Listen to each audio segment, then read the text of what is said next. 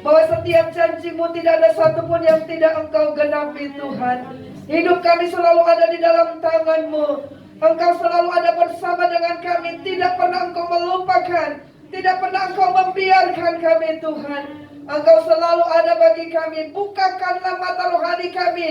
Bukakanlah mata rohani kami pada saat ini seperti Engkau menyingkapkan mata rohani daripada bujang Elia Tuhan Yesus.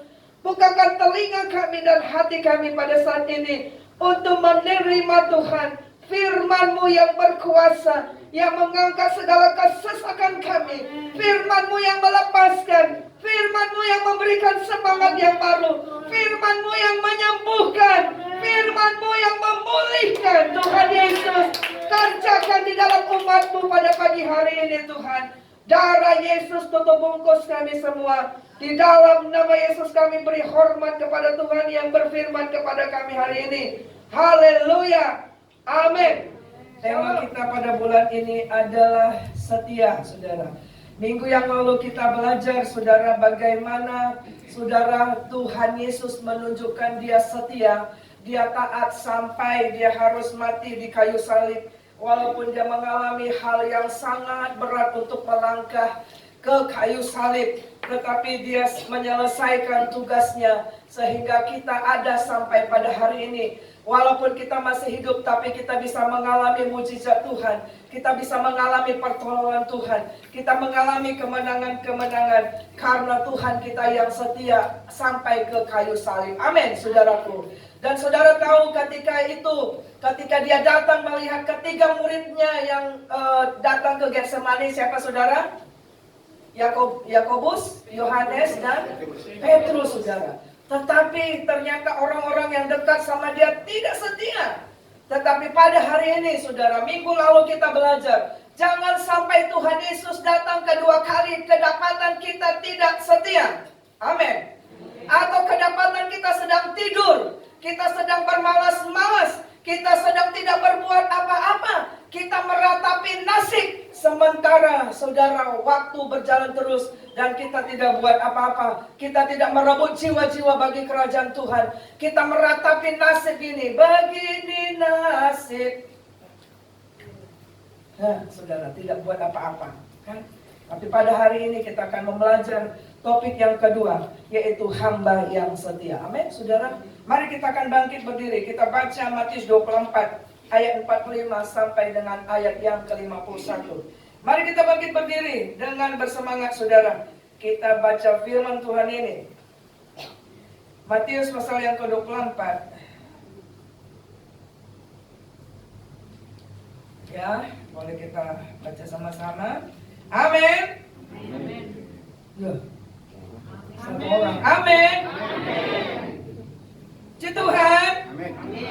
Ya, saudara, sama dengan ketika di stadion itu, saudara, ketika timnya menang, semua gimana, saudara? Haleluya, semangat. Yes, bersorak-sorak, ya kan, tarikan wah. Nah, apalagi kita dalam hadirat Tuhan, dikatakan kita lebih dari pemenang. Pemenang itu enggak haleluya, haleluya. Enggak gitu, saudara. Amin. Haleluya. Kita baca Matius 24 ayat 45 sampai 51. Yuk, kita baca ya. 1, 2 ya. Siapakah hamba yang setia dan bijaksana yang diangkat oleh tuannya atas orang-orangnya untuk memberikan mereka makanan pada waktunya. Ya, lanjut. Berbahagialah hamba Yang didapati tuannya melakukan tugasnya itu ketika tuannya itu datang. Aku berkata kepadamu, sesungguhnya tuannya itu akan mengangkat dia menjadi pengawas segala miliknya. Akan tetapi apabila hamba itu jahat dan berkata di dalam hatinya, Tuanku tidak datang-datang, lalu ia mulai memukul hamba-hamba lain dan makan minum bersama-sama pemabuk-pemabuk, maka Tuhan hamba itu akan datang pada hari yang tidak disangkakannya dan pada saat yang tidak diketahuinya, dan akan membunuh dia dan membuat dia senasib dengan orang-orang munafik. Di sana terdapat ratapan dan berkat. Amin. Silakan duduk, saudaraku yang terkasih. Saudara yang terkasih, hari ini kita belajar tentang hamba yang setia dan hamba yang tidak setia. Hamba yang setia dikatakan hamba yang setia dan bijaksana, itu dituliskan. Tetapi hamba yang jahat dikatakan hamba yang jahat dan munafik. Dan dalam hidup ini kita tidak bisa sekali jahat sekali baik, gak bisa. Karena firman Tuhan juga di dalam kitab Wahyu dikatakan, akhir zaman, akhir penentuan, masa pengujian, masa pemurnian adalah kalau engkau kudus, terus kerjakan kekudusan. Kalau engkau semangat melayani, terus melayani Tuhan. Dan kalau engkau suam-suam kuku, saudara, maka engkau tidak akan bisa berkemenangan. Ya, saudaraku. Tadi pagi dalam ibadah raya kita juga jam 5 pagi, saudara, disebutkan di situ bahwa dalam Yoel 3 ayat 10, orang yang tidak berdaya sekalipun harus berkata, aku ini pahlawan. Kenapa? Hari-hari terakhir, saudara, kalau engkau tidak berkemenangan, engkau sibuk dengan keberadaanmu, engkau sibuk meratapi diri, dan engkau tidak berdaya, engkau tidak akan kuat menghadapi tantangan hidup yang semakin hari akan semakin kompleks. Saudara siap atau tidak siap, kondisi akan bertambah buruk, saudara, banyak goncangan. Nah, hari ini adalah pilihanmu untuk engkau mau pilih menjadi hamba yang setia atau hamba yang tidak setia, saudara. Sudah cukup lama engkau mendengar firman Tuhan, dari kecil sampai dengan saat ini. Sudah cukup lama, saudara. Bahkan dikatakan kalau dilihat dari segi usia pengikutan Tuhan, seharusnya engkau sudah menjadi pengajar, saudara. Artinya membawa orang-orang dalam Tuhan. Ini masanya tidak lagi engkau berkata, aku nggak sanggup, aku tidak mampu, nggak ada waktu. Saya mau sebutkan kalau engkau mengatakan tidak ada waktu, ketika disuruh melayani, kau aku, ketika suruh doa, kau aku Tuhan. Saya mau katakan itu yang setengah-setengah ikut Tuhan. Itu yang dikatakan apa, saudara, suam-suam kuku. Ya. Nantilah kalau ada waktu. Waduh, saudara. Tapi kalau saudara disuruh misalnya ada pesta, itu pasti ada waktu, saudara. Ya, saudara. Mana yang kita utamakan, saudara, Tuhankah atau manusia? Saya tidak sedang berjalan berkata bahwa kita tidak boleh sosialisasi, bukan itu, saudara. Tapi mari kita menempatkan Tuhan di atas semuanya. Amin, saudara. Nah, saudara, kita akan bertanya, sebenarnya Tuhan Yesus di dalam kitab Matius 24 dan Matius 25, ini adalah berbicara Tuhan khusus berbicara tentang akhir zaman. Dan kita hidup di akhir zaman. Kapan itu akhir zaman? Akhir zaman adalah ketika Yesus naik ke surga dan masa nanti dia akan datang kedua kali. Itu akhir zaman. Amin. Ketika Yesus datang kedua kali, sudah selesai. Nah, oleh sebab itu dengar apa pesan Tuhan. Tuhan berkata bahwa nanti kerajaan surga itu seperti seorang hamba, seperti seorang tuan yang mempercayakan kepada hambanya. Dia akan mendapati hanya dua, saudara. Hamba yang setia atau hamba yang tidak setia. Hamba yang setia itu dikatakan bijaksana, hamba yang tidak setia itu dikatakan munafik dan jahat. Ya. Alkitab tidak mengajarkan kita untuk hidup abu-abu. Amin. Kalau di dalam Tuhan, Tuhan bilang, engkau adalah terang dan garam dunia. Kota yang terletak di atas bukit mungkin gak kelihatan. Ya. Nah, saudaraku yang terkasih, kita akan bertanya, siapa itu hamba yang setia dan bijaksana? Atau siapa itu hamba yang jahat dan munafik? Di dalam Alkitab kita akan baca itu di dalam Matius 25. Ayat 21, ayat 23, ayat 26. Penjelasan dari Matius 24 ini. Hamba yang baik, yang setia, dan hamba yang jahat. Ternyata itu berbicara apa? Berbicara, Tuhan sedang berbicara kepada kita. Setiap orang yang lahir ke bumi ini diberikan tanggung jawab untuk menjalankan talenta. Apa itu talenta? Bakat, waktu, keterampilan. Tuhan percayakan kepada setiap orang. Minimal satu pasti ada bagimu. Dan ketika engkau setia, minggu lalu kita belajar, ketika engkau setia dalam perkara yang kecil, Tuhan akan menambahkannya. Bahkan dalam kisah ini dikatakan ketika hamba itu didapati setia, Tuhan bilang, ku berikan yang lain dalam pengelolaanmu. Ya, saudaraku yang terkasih. Yang kedua kita lihat, saudara, adalah di sini dikatakan ya, di dalam Matius 24 ayat 45 sampai dengan 46 kita baca. Saya akan bacakan ini di dalam Alkitab firman Allah yang hidup versi yang lain. Berkata begini tulisannya. Apakah kalian hamba Tuhan yang bijaksana dan setia, yang telah diberi tugas untuk mengurus rumah tanggaku dari hari ke hari? Berbahagialah kalian jika pada waktu aku kembali, aku mendapati kalian melaksanakan tugas dengan setia. Hamba yang baik, hamba yang jahat, ternyata dilihat di sini. Kesetiaan kita untuk melaksanakan, memelihara, di sini dikatakan mengurus rumah tanggaku. Itu kunya huruf besar. Dari hari ke sehari. Siapa rumah tangga Tuhan? Tuhan katakan engkau dan saya adalah bait Allah. Bagaimana kita mengurus hidup kita? Selalu ada doa, selalu ada firman Allah, selalu ada pembacaan firman, selalu ada mesbah doa dalam hidup kita. Kedua, siapa rumah tangga Tuhan? Tuhan berkata seisi keluarga kita. Tuhan berkata kepada Petrus, Petrus, kalau engkau mengasihi aku, Tuhan katakan gembalakan. Artinya berbicara, dimuridkan, digembalakan, dan memuridkan. Seisi keluarga kita. Hari Rabu kemarin ketika saya berbicara tentang keluarga yang kuat akan melahirkan anggota keluarga yang kuat. Dan sebab itu kita harus kuat. Mama papa yang kuat membangun kerohanian dalam Tuhan akan melahirkan anak-anak yang kuat. Dari hasil survei dikatakan kalau ibunya sendiri yang pergi ke gereja akan mempengaruhi berapa persen? Mungkin sekitar 16 atau 17%. Ketika ayahnya saja yang pergi ke gereja, itu juga begitu. Tapi ketika mama papa sama-sama pergi ke gereja, dikatakan 85% anak itu pasti akan setia ke gereja. Saudara, itu survei, saudara. Ya. Nah, di sini dikatakan, apakah kita akan setia memperhatikan orang-orang yang ada di rumah kita? Apakah engkau setia mengurus pelayanan yang Tuhan berikan kepadamu, saudara? Ya, sekolah minggu, kaum muda, kaum pria, pasutri, KKA, konsel, pelayanan multimedia, pelayanan apalagi? Kebersihan, hospitality, kemudian apalagi? Publikasi. Setiakah kita? Di sini dikatakan, apakah kalian hamba Tuhan yang bijaksana dan setia, yang telah diberi tugas untuk mengurus rumah tanggaku dari hari ke hari? Berbicara orang yang setia adalah tidak mut-mutan, tidak mudi.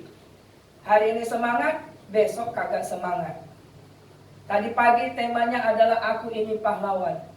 Seorang pahlawan itu, saudara, selalu berani menghadapi tantangan, bahkan dia menggerakkan orang-orang. Saudara tahu nggak, saudara, kalau saudara mengurus rumah tanggamu tidak telaten, tidak setia setiap hari, bisa nggak kau lihat anakmu akan tumbuh dengan baik? Satu hari ini kau semangatlah masak makanan yang bergizi, ya kan? Besok lagi malas, nggak kau kasih makan anakmu. Besoknya lagi, udahlah kasih asal-asalan saja, ansimi.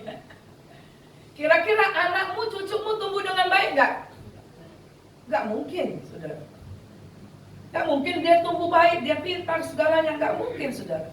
Dan ayat ini dikatakan, berbahagialah kalian jika pada waktu aku kembali, aku mendapati kalian melaksanakan tugas dengan setia.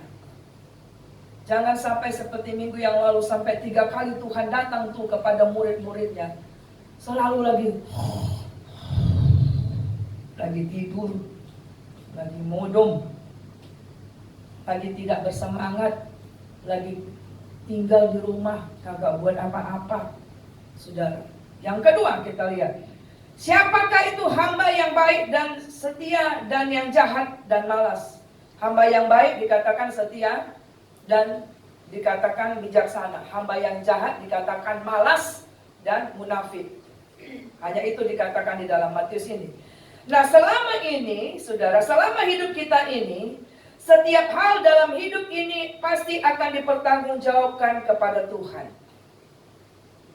Ya. Matius 12 ayat 36 dikatakan, bahkan setiap kata-kata yang kita ucapkan yang sia-sia akan kita pertanggungjawabkan di hadapan Tuhan. Makanya kalau engkau sudah dibaharui hatimu, engkau sudah ditebus dengan darah Yesus, konsisten. Nah, setia itu berbicara konsisten. Memperkatakan perkataan yang selalu apa? Membangun. Memperkatakan perkataan yang membangun semangat diri sendiri dan orang lain, saudara. Kata-kata yang menjadi berkat, bukan kutuk. Nah, kemudian 1 Petrus 4 ayat 5, termasuk di sana dikatakan cara hidup kita. Cara hidup berbicara apa? Gaya kita berpakaian, gaya kita memimpin rumah tangga, cara kita bekerja di tempat di mana kita berada, cara kita mengurus rumah tangga, cara kita melayani. 1 Petrus 4 ayat 5 dikatakan cara hidup. Cara kita sebagai suami, sebagai istri, sebagai anak, sebagai pelayan Tuhan. Ayat itu berkata semua dilihat dan dicatat oleh Tuhan. Nah, kita akan baca dalam Wahyu 16 ayat 15 berkata begini. Wahyu 16 ayat 15. Lihatlah, aku datang seperti pencuri, berbahagialah dia yang berjaga-jaga dan memperhatikan pakaiannya, supaya ia jangan berjalan dengan telanjang dan jangan kelihatan kemaluannya. Yang setia berarti, saudara, dia memperhatikan pakaiannya untuk tetap selalu bersih, suci, kudus. Orang yang baik, orang yang setia adalah ternyata di sini dia tetap konsisten melakukan kebenaran firman Tuhan, tidak menyimpang ke kanan dan ke kiri. Tidak peduli kiri dan kanan itu mau masuk jurang atau enggak, tapi yang penting diriku akan tetap terus berjalan dalam kehendak Tuhan, terus melayani Tuhan, terus berdoa, terus setia. Itu, saudara, yang dikatakan menjaga bajunya, tetap menjaga pakaiannya, ya. Wahyu 20 ayat 11 sampai 15 dikatakan di situ, saudara. Wahyu 20 ayat 11 sampai 15. Saudara nanti baca di rumah, ya. Tidak ada suatu tempat di dunia ini yang tersembunyi bagi Tuhan. Artinya, ternyata hamba yang setia dan hamba yang tidak setia, yang baik dan yang jahat, Itu terlihat dari bagaimana dia hidup takut akan Tuhan, konsisten sampai akhir hidupnya. Amin. Jadi kalau hari Minggu dia memuji, menyembah Tuhan dengan semangat, melayani dengan semangat, maka Senin sampai Sabtu di dunia kerja, di dunia bisnis, di dunia pergaulan, di dunia adat, di dunia mana saja, dia akan tetap hidup takut akan Allah. Karena dia tahu, karena saya tahu, saudara tahu, kita itu dicatat, saudara. Saudara mau atau tidak mau, kita itu dicatat. Amin. Dicatat dan dilihat. Jadi kalau begitu, janganlah alihkan perkataanmu, janganlah alihkan pemikiranmu dengan memperhatikan apa yang orang lain lakukan. Halo? Amin. Sehingga engkau akan menjadi lemah, sehingga engkau akan menjadi putus asa. Kita nggak memperhatikan pakaian kita gimana, tapi kita sibuk memperhatikan pakaian orang. Maksudnya bukan pakaian jasmani ya, kehidupannya, caranya berpikir, cara dia ini. Saudaraku, itulah yang membuat kita lemah. Kita sibuk memikirkan perkataan-perkataan dia. Yang lain yang membuat kau menjadi lemah, nggak semangat. Tapi kita lupa melihat, memperkatakan, melihat apa yang kita omongkan tiap hari sama anak kita. Sama diri kita sendiri. Sungut-sungut kita, amarah kita. Itu kita gagal fokus. Saudara, pada hari ini biarlah kiranya Roh Kudus akan mencelikkan mata rohani kita, saudara. Dan waktunya sangat singkat. Di dalam kitab Matius 24 dan 25, ya saudara, ini berbicara tentang akhir zaman, di mana Tuhan akan memisahkan hamba yang baik dan jahat akan lebih nyata. Sekaranglah masa pemurnian itu sudah tiba. Di dalam kitab Petrus dikatakan, dan itu diawali di mana? Di rumah Tuhan. Siapa rumah Tuhan? Saudara dan saya, gerejanya Tuhan. Masihkah dia akan mendapati saudara dan saya menyembah Allah yang benar, saudara? Atau ada Allah yang lain? Gadget kita, Facebook kita, Twitter kita, hobi kita, pekerjaan kita, kolega kita. Siapa yang kita sembah, saudara? Siapa yang kita cari duluan ketika engkau dalam masalah, ketika engkau sedang sukacita, ketika engkau merasa tersesat, ketika engkau merasa sendiri? Siapa yang kita cari, saudara? Ini masa pemurnian sudah tiba. Artinya apa, saudaraku? Mari bersemangat menjadi hamba yang setia. Amin. Bersemangat. Ingat gak firman Tuhan bilang, kalau ada di tempat tidur 2 orang, satu terangkat, satu enggak. Saudara mau yang enggak terangkat? Orang yang enggak terangkat yang gimana? Minggu lalu kita lihat, orang yang tidur aja, malas aja, enggak buat apapun. Saudara tahu enggak? Pernah enggak saudara? Kemarin kan dalam 2 minggu yang lalu ketika kami sakit, kalau kita sedang sakit, saudara ya, ada enggak beres dalam tubuh kita, kita tuh nggak semangat, kita tuh pengennya tidur, ngantuk, betul ya? Nah, jadi demikian juga dalam kerohanian. Kalau ada nggak beres dalam hati kita, dalam hidup kita, nggak semangat kita itu. Pengennya tidur, pengennya di rumah. Saudara, kau harus lawan itu, amin. Karena kita nggak tahu, sangkakala Allah bisa tiba-tiba berbunyi kapan saja.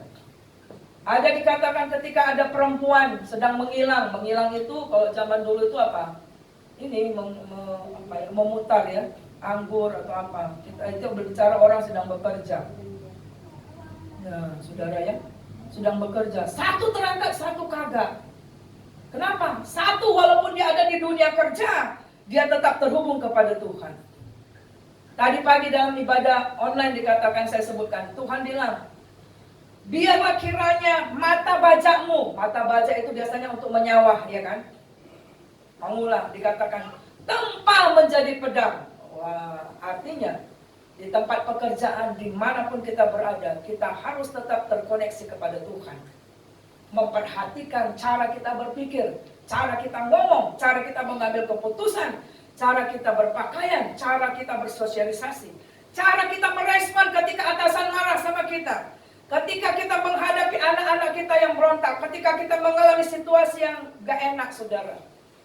Saudara, itu dilihat dan dicatat oleh Tuhan. Sebab itu mari bersemangat hidup kudus. Amin, saudara. Mari bersemangat untuk memperhatikan hidup kita lebih lagi, saudara. Nah, ada 3 hal yang akan kita pelajari pada hari ini. Ada 4 hal dari kisah ini. Yang pertama adalah di dalam Matius 24 ayat 45 disebutkan, Tuhan melihat dan mencari hamba yang setia dan bijaksana. Jadi kalau saudara punya dalam hatimu yang paling dalam pikiranmu, dan engkau melakukan setiap hari, hidup takut akan Allah, hidup bersemangat cari jiwa, beribadah, melakukan yang terbaik bagi keluargamu, bagi pelayanan, itu Tuhan lihat dan Tuhan cari saudara. Saudara, Tuhan melihat engkau setia atau enggak, saudara. Jadi sebab itu saudara, jangan meper imanmu ketika misalnya engkau tidak dapat penghargaan dari teman sekerja atau dari atasan. Yang perlu kita takut adalah kalau kita tidak dapat pujian dari Tuhan. Amin. Amin, saudara. Jangan takut kita sepertinya disisihkan. Yang harus kita takut kalau kita disisihkan oleh Tuhan. Kalau roh Allah meninggalkan kita, itu kita harus takut. Seperti Daud berkata, Tuhan ampuni aku. Karena ketika hidup dalam dosa, roh Allah meninggalkan kita, saudara. Jangan ambil rohmu daripadaku. Karena apa? Kalau roh Allah meninggalkan kita, tuh saudara, kita gak bisa buat apa-apa. Karena daging kita ini, saudara, daging kita ini pengennya dosa aja, saudara. Apalagi lingkungan, ya. Nah, Tuhan lihat dan Tuhan mencari hamba yang setia dan bijaksana. Oleh sebab itu mulai sekarang stop untuk berkatakan dia nggak datang, aku pun nggak datang. Loh, masuk surganya nggak bisa boncengan. Amin. Nggak bisa.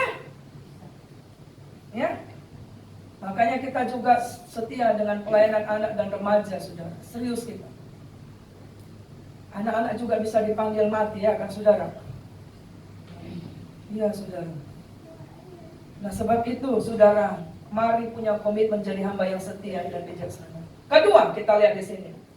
Hamba yang setia, siapa itu hamba yang setia? Adalah hamba yang didapati sedang melakukan tugas ketika tuannya datang.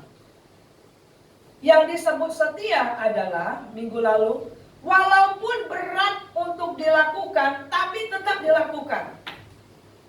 Ketika engkau ada dalam kondisi goncangan ekonomi, masihkah engkau setia cari Tuhan? Ketika engkau seperti Paulus, ada penyakit, Tuhan bilang, aku gak mau sembuhkan. Kenapa rupanya? Karena cukup kasih karuniaku. Setiakah kita? Kalau kita masih hidup ini, anak kita sampai dengan seperti si Agustinus itu. Agustinus itu bapak gereja, ya. Sampai mati, dia nggak lihat anaknya bertobat, saudara.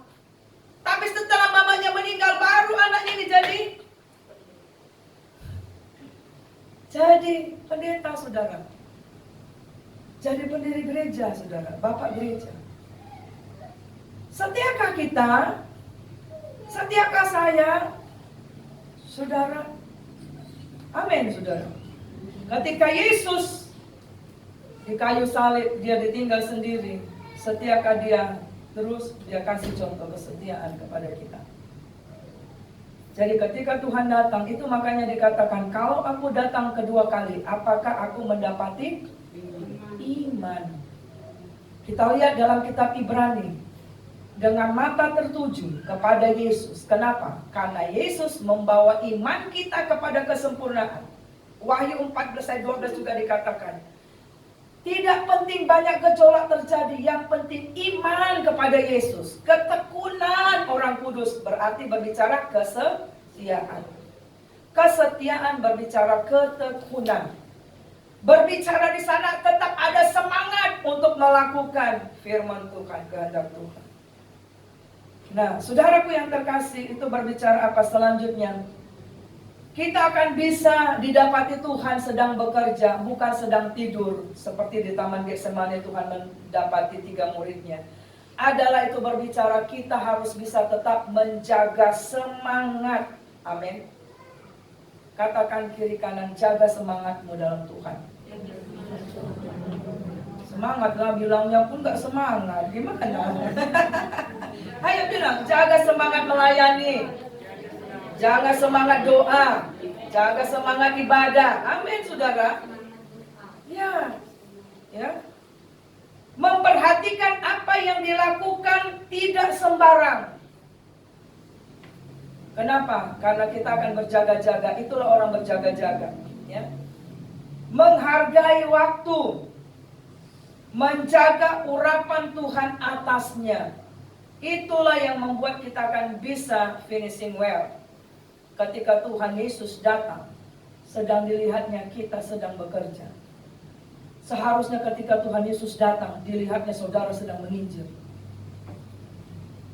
Saudara sedang doakan orang lain, bukan sedang melakukan dosa, saudara. Itu saudara. Itu yang sekarang kenapa kita harus bergereja, kenapa kita harus komsel, kenapa kita harus beribadah. Amin. Untuk menjaga semangat itu. Semangat gak bisa, api itu gak bisa kalau kita sendirian aja. Perlu seperti api unggun. Wah, pernah lihat ya api unggunnya? Bakar. Itu saudara. Ya. Kemudian kita lihat hamba yang setia itu adalah, kita baca Lukas 12 ayat 35 sampai 37. Yuk. Hendaklah pinggangmu tetap terikat dan pelitamu tetap menyala. Dan hendaklah kamu sama seperti orang-orang yang menanti-nantikan tuannya yang pulang dari perkawinan, supaya jika ia datang dan mengetuk pintu, segera dibuka pintu baginya. Berbahagialah hamba-hamba yang didapati tuannya berjaga-jaga ketika ia datang. Aku berkata kepadamu, sesungguhnya ia akan mengikat pinggangnya dan mempersilahkan mereka duduk makan, dan ia akan datang melayani mereka. Saudaraku, hamba yang setia adalah tetap terikat pinggangnya. Saudara tahu maksudnya ikat pinggang? Kalau kita di Israel, dia ikat pinggang, dia sedang bekerja. Dia berjaga-jaga. Tuannya mau pulang kapan saja. Saudara tahu anjing kan? Anjing itu secapek-capeknya dia, sengantuk-ngantuknya dia, kalau ada orang dia langsung terbangun. Ya kan? Kemarin kita belajar kisah, ada si namanya siapa? Hachiko. Ya kan? Di Jepang. Bolak-balik dia antar tuannya sampai dia mati. Nah itu, ya saudara ya. Di sini dikatakan menjaga pelitanya tetap menyala. Pelita itu berbicara, api doa, api baca firman, api ibadah, api Roh Kudus. Urapan Tuhan atasmu, atasku. Jadi kalau sampai sekarang saudara masih mengatakan gak ada waktu. Saudara tahu ketika ada orang di diagnosa langsung masuk ICU, selalu jadi ada waktu dia. Ketika orang masuk penjara, jadi ada waktu dia. Baca semua Alkitab. Apakah kita harus sampai kepada titik itu? Seharusnya jangan. Dan Tuhan tidak mau juga kita sampai titik itu. Amin. Ya saudara. Ya. Ketiga adalah hamba yang tidak setia. Itu dikatakan hamba yang jahat dan munafik. Di dalam kitab Matius 25 tadi ya. Kenapa? Dia bilang gini, masih lamanya Tuhan datang. Dari dulu-dulu katanya mau Tuhan datang, kok nggak datang-datang? Ya udah nanti aja lah kita bertobat. Nanti kalau kita mau mati seperti orang yang di samping kiri Yesus itu, Tuhan, samping kanan ya, ampuni. Ya kalau sempat engkau sadar. Tapi waktu saat datang maut, malaikat maut, engkau sedang tidak sadar, cemana minta ampun? Ya. Dia berkata masih lama Tuhan datang, nanti aja bertobat. Kemudian dikatakan hamba itu melakukan kejahatan karena dilihat Tuhan yang nggak datang, maka dia melakukan kejahatan. Ya. Nggak ada yang melihat. Saudara ketika melanggar lampu lalu lintas, saudara bilang apa? Nggak ada polisi pun di situ. Kita belok, kita langgar arusnya turunnya ke sana, nggak boleh dua arah, kita sini, akhirnya kecelakaan kan? Kan dosa gitu, dek, nggak Gak ada yang lihat. Masa kok nggak sayang sama abang? Oh, nanti anak muda dengar paparan hari Jumat ya. Kirim anak-anak saudara remaja. Hari Jumat ini ya, saudara. Kita lihat gak ada orang. Kita nggak tahu ada mata yang besar di surga. Ada CCTV surga yang melihat, mencatat kita. Ya, terus di sini dikatakan dia melakukan kejahatan, kehidupan daging, sesuka hati. Dia jadi menganggap aku masih muda, nanti ajalah melayani Tuhan. Suka-suka hati dia, saudara. Kita lakukan ajalah pesta-pesta porah, nanti ajalah kalau bertobat, nanti ajalah bu. Gak usah cerita itu, melayani bolehlah, tapi untuk yang ini masih suka aku nonton dulu film, masih suka aku nggak ini, gak usahlah dulu, saudara. Ya, itu dikatakan kita munafik, dikatakan. Ya. Apalagi di sini dikatakan tidak berjaga-jaga, menganggap remeh waktu yang ada. Munafik, saudara, dikatakan di dalam firman ini. Saudara, kita nggak perlu cari muka bagi orang lain. Yang kita perlu adalah cari perkenanan Tuhan. Amen. Carilah perkenanan Tuhan. Nah, yang keempat, saudara, hamba yang setia dan yang jahat masing-masing pasti akan menerima upah yang berbeda. Jadi saudara, hidup ini tidak bisa menjadi hamba Tuhan yang setia pada hari Minggu saja, Senin sampai Sabtu jadi hamba yang jahit, kagak bisa. Ya. Dan di sini dikatakan hamba yang setia, dia dapat apa? Menjadi pengawas segala miliknya, memerintah. Anak-anak Tuhan yang setia sampai akhir hidupnya dikatakan, maka engkau akan diberikan kota untuk memimpin. Ada itu ayatnya. Ya, saudara. Tetapi hamba yang jahat dikatakan dia dibunuh, dimasuk ke dalam api neraka. Ada kematian yang kedua. Dan ini tidak bisa kita hindari. Kalau saudara pada saat ini dengar, tidak percaya, urusanmu nanti ketika di hadapan Tuhan, ketika menghadap Tuhan baru, iya betul juga, sudah terlambat. Nah, oleh sebab itu dalam Lukas 12 ayat 39 sampai 48 dikatakan, mari kita akan baca ini. Yuk, Lukas 12 ayat 39 sampai 48. Saudara baca sampai 43, kita baca ayat 39 dan 40. Yuk, 1 2 ya. Tetapi ketahuilah ini, jika tuan rumah tahu pukul berapa pencuri akan datang, ia tidak akan membiarkan rumahnya dibongkar. Hendaklah kamu juga siap sedia, karena anak manusia datang pada saat yang tidak kamu sangkakan. Kita baca ayat 43. Berbahagialah hamba yang didapati tuannya melakukan tugasnya itu ketika tuannya, iya, puji Tuhan.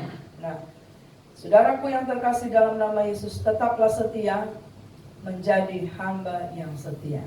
Amin, saudara. Saudara, buatlah terobosan di kepemimpinan yang Tuhan berikan di sekolah minggu, kaum muda, kaum pria, pasutri, di komsel. Nggak masanya lagi bilang nggak ada waktu.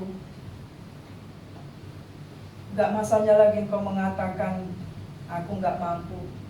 Kita harus belajar. Di dalam pelayanan kita belajar. Amin, saudara. Ya. Dan Tuhan yang akan menolong memperlengkapi kita. Tuhan selalu bilang kepada Musa, Tuhan bilang kepada Yeremia, selalu Tuhan bilang apa? Apa yang ada di dalam tanganmu? Amin, saudara. Setiap orang Tuhan sudah berikan minimal satu untuk melayani Tuhan. Setidaknya doa, karena setiap orang bisa berdoa, bicara sama Tuhan. Jangan kita didapati seperti hamba yang dikasih satu, dia cemburu kepada yang lain. Kenapa dikasih 2, dikasih 4, dikasih 5? Loh, satu aja gak setia. Ya kan? Satu aja dicongkelnya tanah, dimasukinnya di situ. Terus marah-marah dia. Kan, saudara? Satu aja, engkau doa saja belum ini. Gimana Tuhan bisa kasih yang lain, saudara? Ketika sudah dipercayakan suatu tugas, engkau tidak juga sungguh-sungguh. Macam mana? Saudara, kalau kita melihat itu akan membuat kita melakukan dengan sungguh-sungguh. Bukan karena kepada pendeta, tapi karena kita lakukan buat Tuhan. Karena upahnya untuk siapa? Untuk sendiri. Kita bangkit berdiri.